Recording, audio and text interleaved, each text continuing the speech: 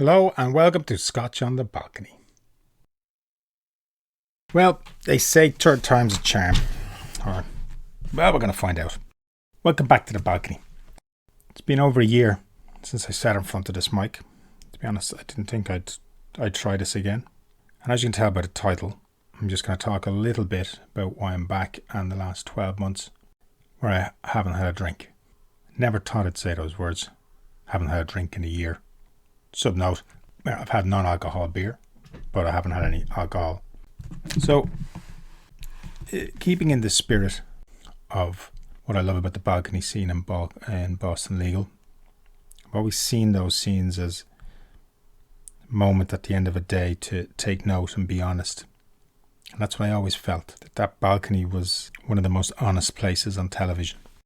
And in Boston Legal, you have one of the best shows. And if you look at what's happening in society, the media and everything else in television itself over the last 12 months, I think it's even a more important show. Now, myself and Al went into that more detail, which I think was 2 years ago, give or take. To be honest, I haven't gone back to look at any of those shows or listen to anything. I feel like I'm making a new start. I feel like that about a lot of things. And that's one of the things that I now feel, which is weird. It's very weird at times. I digress. Like I was saying, keeping in spirit with that. When you're listening to us, I don't know what you're going to get, to be honest, but what you will get will be honesty. So, why did I give up for 12 months? Didn't plan to. I was in lockdown for the first time in 20, 30 years. I wasn't working. Not really. I'm not going to lie, work wasn't doing great anyway. COVID and lockdown took all that away, or 99% of it anyway. I'm in the motor and insurance claims industry. I work for myself. So I wasn't working, wife and 3 kids, at home, wasn't doing well. Mental health was gone to shit. I've been suffering anyway, or dealing with depression since I was a teenager. So I've been drinking too much, drinking all the time. Not heavy, nothing crazy. And I just decided with my brother we'd do a dry July. So we did a dry July. There was a forfeit involved if you didn't make it. As a huge Liverpool fan, that would have involved changing all my profile pictures and my likes to Manchester United. I would have had to go out and buy an official jersey, get my picture taken with it, go record it on a night out with it. Yeah, that wasn't going to happen. Brother, if you're still listening, you still owe me that forfeit because you did not last the month. Obviously I did. But that was a weird thing. I lasted the month and I felt great. I felt like really great. And we were going away on holidays, wife, kids, the whole shebang. And I decided I'm just going to go a little bit further. And then I went another couple of weeks. And then it was a month. And I went to September. Kids were back at school. Pubs still weren't open. And I'm not going to lie, it would have been harder if it wasn't for lockdown. Yeah, definitely would have been. Yeah, I'm not going to lie. I don't think I would have been able to do it if it wasn't for lockdown. Pubs still would have been open. It would have been too easy just to keep going the way I was going. That scares me a little bit. So in a weird way, there are some pluses to this pandemic. So yeah, so that just kept going and going, and then it was Christmas, and then could I do a year? No, a year? No. Not possible. And obviously, here I am. If I could do it, anybody could do it. Obviously, with a little bit of help from lockdown, but I also had other help. And it was hard. One of the things that has happened a lot is I've spoken to a few people about this lately, and it's gone to a year, and they were like, didn't know you had a problem. And I didn't. It's not that I had a problem per se. I did before. And I'd kind of curtailed that a little bit. And it wasn't that it was just obviously destroying my life as it can with a lot of, as what we typically think of as someone who's an alcoholic, or which I'm not, by the way. I'm not saying I'm not labeling myself as that. It's not. It's just wasn't that it was dragging me down. It just wasn't letting me do stuff. It wasn't letting me figure out stuff. It wasn't letting me figure out who I was. I was trying to be someone else. I was trying to be an extrovert. I'm not that person. People had me labelled, boxed off as my nickname for a lot of people was Frank the Tank. It turns out that's not who I am. In an effort to be someone I wasn't, that's kind of what I ended up like being. And nice as a person as that is, and he's a good person, yeah, that guy drank a lot. But again, didn't do bad shit, didn't destroy anyone's life, didn't destroy his own life, but could do better. I think that's what was on my school reports all the time. Could do better. Do better. I feel like I might be now, for the first time ever, starting to do better. I do miss it though sometimes. There is a bit of a, it was like self-medication. Let's not pretend these things are not, they're not what they are. Whether it's alcohol or food for some of us, which that also is part of it. Because I did replace that with food for a while. I've always been overweight by a couple of times in my life. So yeah, I do miss those few pints. I do miss taking off the edge. But funnily enough, I do find it's better. I can deal with it better. I can deal with that pain. I can deal with the depression. Deal with, when I go down that rabbit hole. Still there, but better. I think for a lot of people who drink, that's the advice I would give, is that, look, this isn't a cure. It's just going to help you do better. It's going to help you figure shit out. And that's kind of what I've realized. What's helped during this 12 months is obviously, I've been lucky enough where I've had a wife who hasn't killed me in my sleep or kicked me out. It was definitely before I gave up the drink. I don't think you could have argued with her. But we've worked at it. We're better. The other thing I worked on my weight as well. Here's the only advice I give: you're going to lose weight. There's a lot of lies out there, and like anything else, there are no quick fixes. Everything that's good takes time. It's hard. Got to get a weighing scales. Got to get an app where you can just put all your food into. I have an app that reads nearly every barcode. Got to measure everything. Even that process of measuring shit makes you not want to snack. Because I'm a snacker. So that's been my last 12 months. That's my bit of honesty, sticking spirit with the balcony. And the last thing I want to say, what helped that, is I think especially for men, a lot of us, I think we need a proper hobby. I've taken up two. One is woodworking and whittling, or whittling as my wife calls it, which I can't stop bloody calling it now. Even when I'm typing it in and doing it with a fucking D. But I have a small shed. It's full of tools.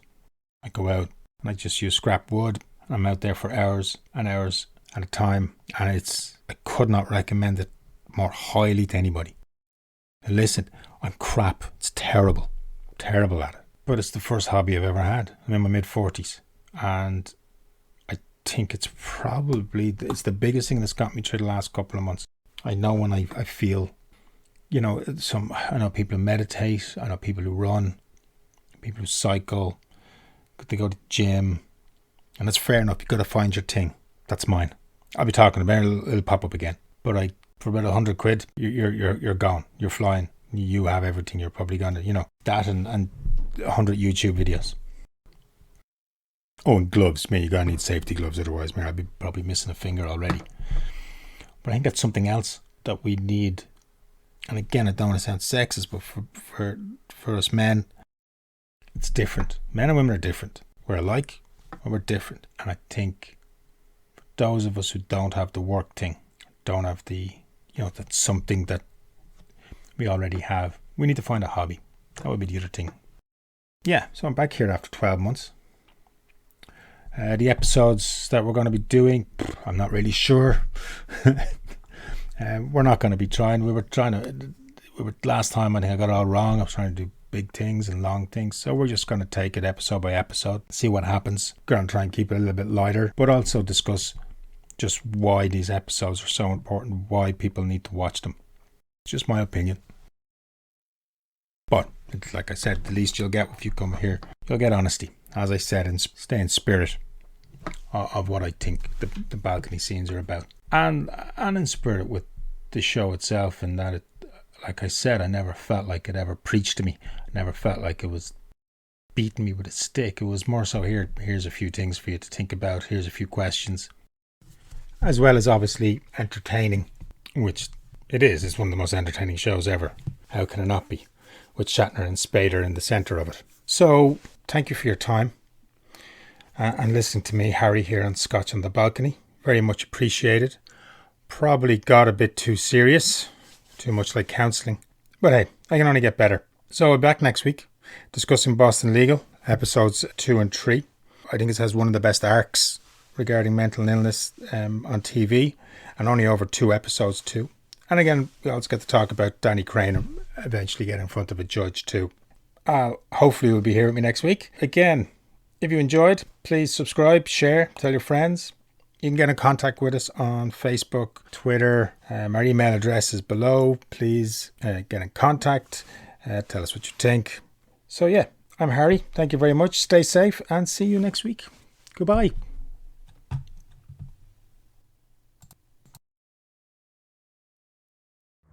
Hi everyone, and welcome back to Scotch on the Balcony after a long hiatus that you wouldn't see with a Hollywood writers' strike.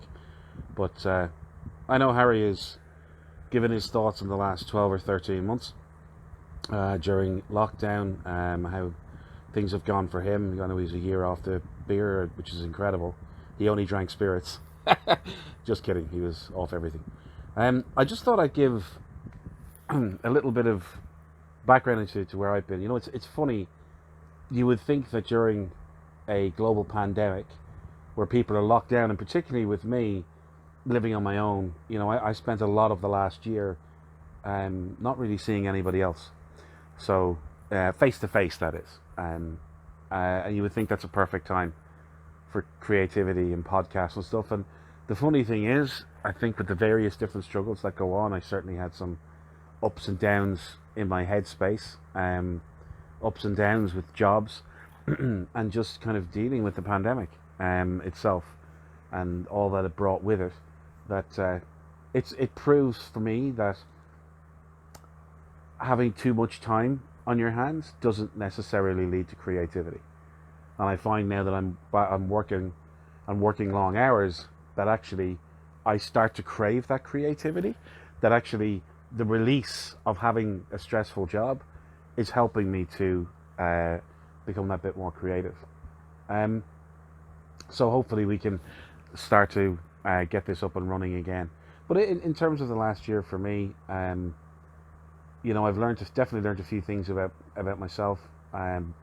Similar to conversations I've certainly had with Harry before, where I feel maybe in the past I was partly living my life for other people. And that's not to say, you know, that there was anything, you know, crazy I was hiding about myself in terms of who I am as a person, but just not so much living up to what people would think. So, you know, I was certainly a guy who loved to party when I was younger, but because I've never got married, and with some people you kind of never lose that moniker. That's who you always are. And particularly in the last year, I mean, I got back in June last year to London, having stayed with family for 3 months at the start of the pandemic in Ireland. And it was, you know, I drank quite a bit over that period. Not every day, not to excess necessarily, but, you know, 3 or 4 times a week I was having a few drinks, and sometimes, you know, more than a few drinks. So when I came back, I thought, well, you know, you're 41 now. And I thought, what I'll do is I'll cut back to once a week to having a few drinks. Because I wanted to see that after all these years of mostly, you know, drinking 2 or 3 times a week, and sometimes if I was away on holiday, whatever, more, could I cut back? And it was an interesting experiment. And it turns out that I can, but that it made me eat a lot more food. So I've become kind of much fatter than I was before. And that's obviously something that I want to address. You know, I've always been overweight, but you know, I'm kind of at a level where I'm not happy now. And you have to have that conversation with yourself that says, well, you know, if because clothes don't fit quite so well, or you don't like the way you're looking, you know, that you maybe don't want to be out and about, or you don't want to go to certain place or meet up with people, you're thinking, oh Jesus, you know, I'll put on a bit of weight, whatever, then you have to address that, which I've started to do. You know, I get a big box of fruit that I order every week, go through that, and I'm trying to, you know, eat healthier and be healthier, body and mind. Not an easy task for me. Also exercise more. And to do all of that, I kind of need to get out of my head a bit more. I've always been somebody who I can just overthink anything, and my mind kind of races a mile a minute.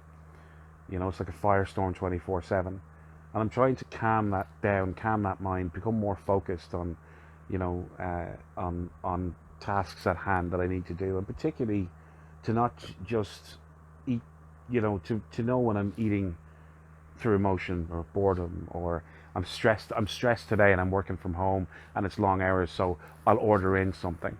It's that type of thing that I want to I want to kind of eradicate as much as possible from my life.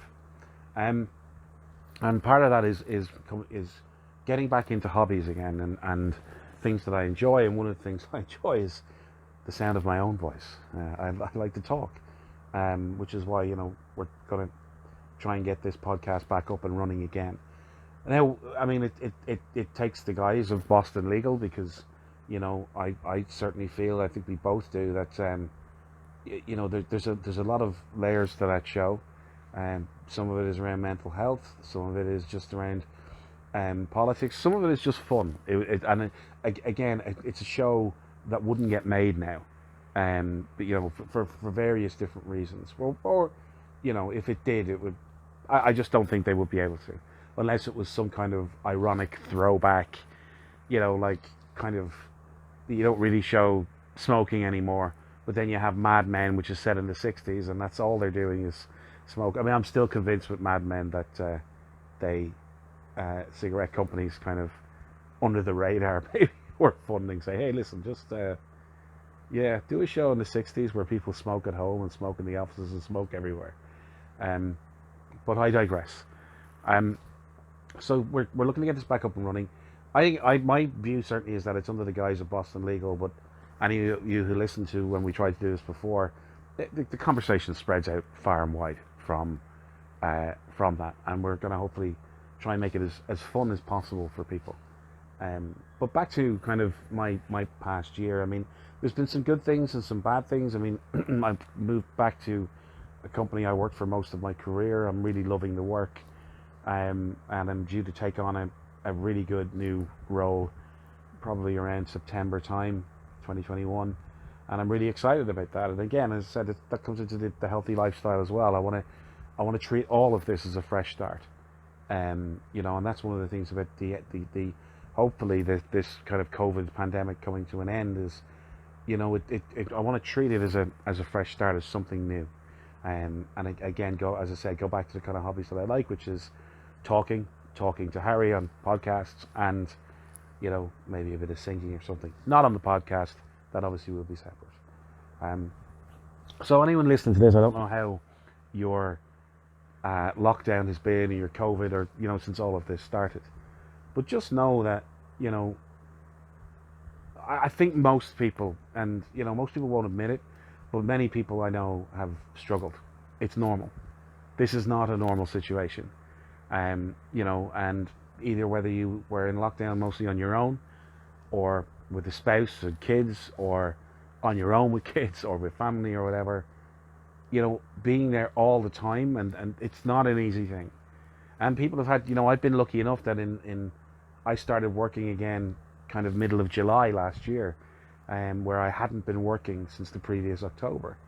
And so I've been lucky in that I've had that. I know Harry's had his business is kind of would be heavily reliant, I think, on there not being a lockdown, and people for his job, and so that's been difficult for his business, and that's brought the challenges for him, which is why I'm so proud that he took that year off, that he, not because he had to, I certainly didn't think he had to, but he wanted to do it, and it's an achievement, right? It's like we've all, I've done a month off the drink, and actually I haven't done longer than a month. I was about to say I had. But if to go and say I'm not going to do something that I've done at least once a week since I was 16, and Harry's 40 now, years of age, that takes willpower, and I think that's what's led into the other hobbies that he has. So I'm trying to use that as a catalyst. Look, full disclosure, I like to have a drink towards the end of the working week, if it's a Thursday or a Friday. And sometimes that I've stuck to the once a week throughout the year, apart from Christmas when I was with family. And I'm happy with that. I'm happy at that level. I had a few drinks last night, Friday night, and I don't feel like having a drink now or tomorrow or the next time I'll have a drink is Friday.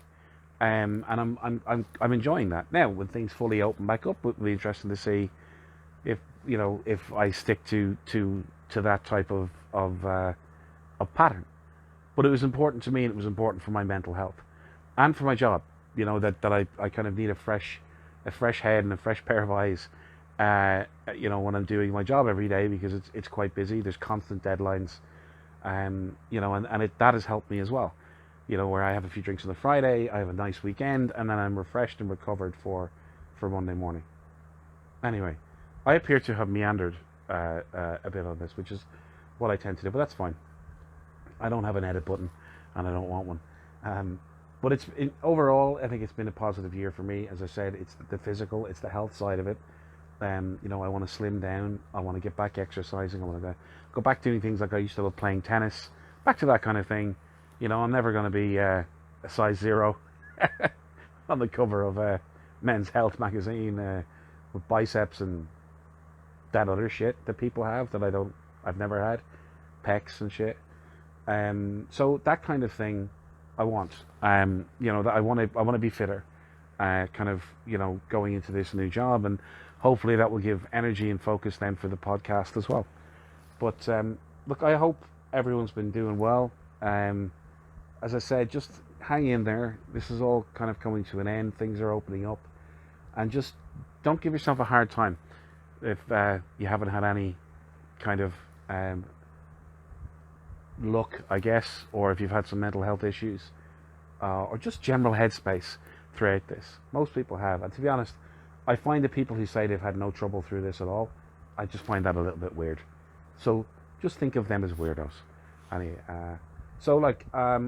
yeah, we'll talk soon. I guess we're doing another return of the podcast for the two of us next week.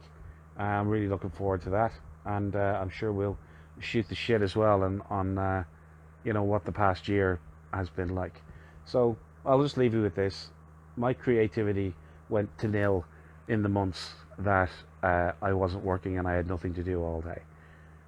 So just remember that creativity, you don't force it on yourself. I think it comes to you. Not that I'm particularly creative, but I try to be. It comes to you at the right time. But you've just always got to be open to it and prepared. So anyway, I shall bid you all adieu, and we will see you again next week.